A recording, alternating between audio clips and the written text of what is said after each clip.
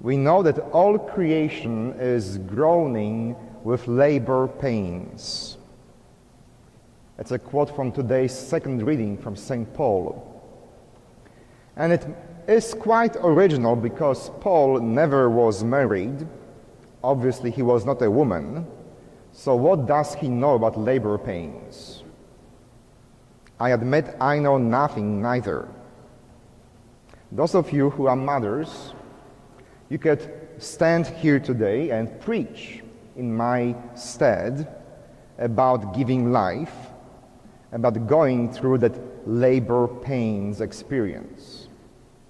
And you, dear mothers, you know the best that you cannot be 30% pregnant, you cannot be 60% pregnant, you either are pregnant or not, so it's 100% reality. You find out one day that you are with a child that you are expecting, and since this day on until your due date, you are 100% pregnant.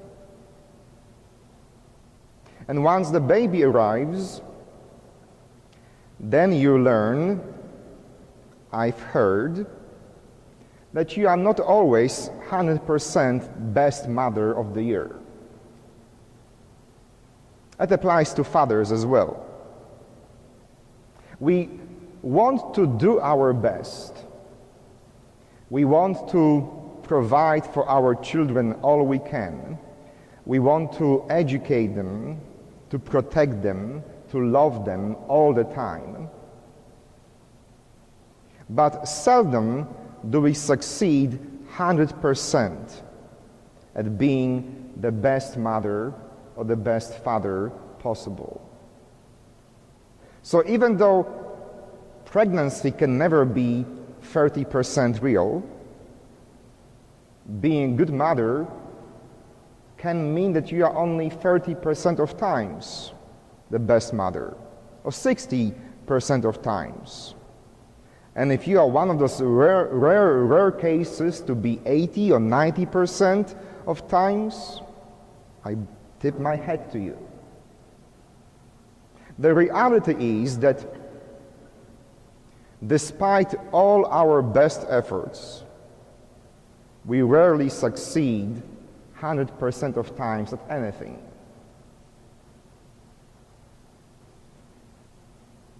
I don't know if you watched the news a few days ago when Brazil lost its game to Germany, and there were riots all over Brazil because, of course, they were the host of the World Cup, and everybody expected Brazil at least to go to the finals, but they didn't.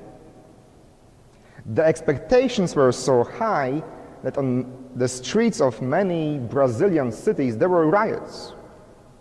People were so annoyed, so angry, so depressed, they had to express this anger in a very tangible way. And sometimes this is how I feel when I realize that I could do better, that I could be a better priest, I could be a better friend, I could be a better wife, husband, mother, father, grandmother. Sometimes when you realize that you fall short of your own expectations, you want to do riots because you wanted to do better and you know that you could do better, but you didn't reach this 100% effectiveness. In today's gospel, Jesus gives us multiple examples of what happens with the seed.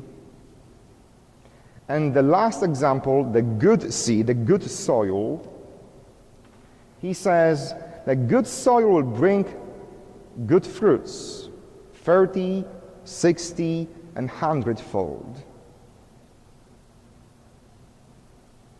Okay, I understand 100%, right? But 60 is good soil?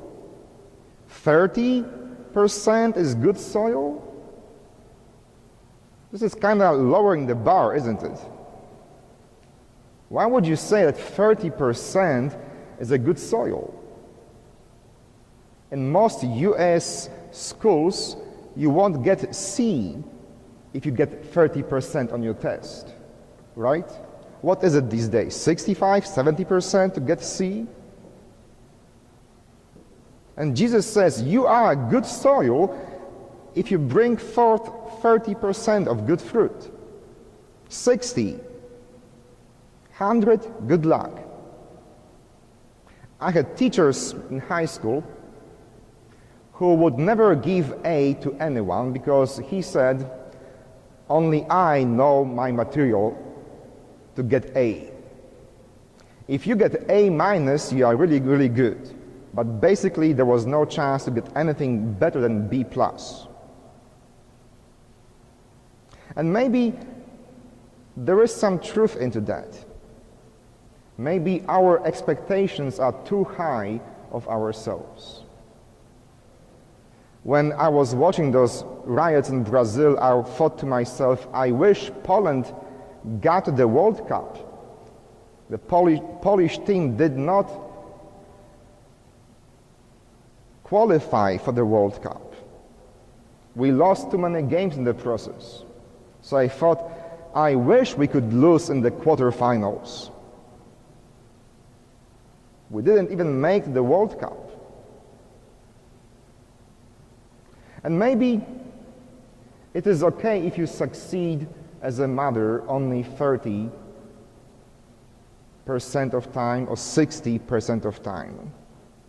Maybe it is okay if you succeed as a friend or husband or wife only 60% of times. Maybe you are so obsessed with your success rate that it doesn't allow you to enjoy yourself as a teacher, as a student, as a child, as a parent, as a spouse, as a priest. We live in such highly competitive environment when from day one our parents, our teachers expect us to get straight A's, that we don't enjoy anymore the small victories of our lives. Be happy that you get to quarterfinals in the World Cup. Be happy that you are a good husband 30% of times. It could be much worse. Be happy that you are a good child to your parents 60% of times. God doesn't expect you to be perfect, but God does expect you to keep trying. You know, I mentioned at the beginning that there is no way you can be 30% pregnant. That's true.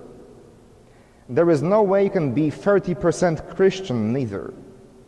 You either believe that Jesus was the Son of God, you either believe that He brought new covenant, new law, love your God and love your neighbor, or you don't.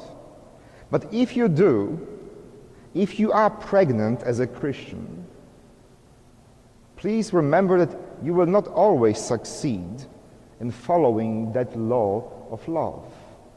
There will be times when you will not even get to quarterfinals. There will be times when you will not even qualify to play in the World Cup.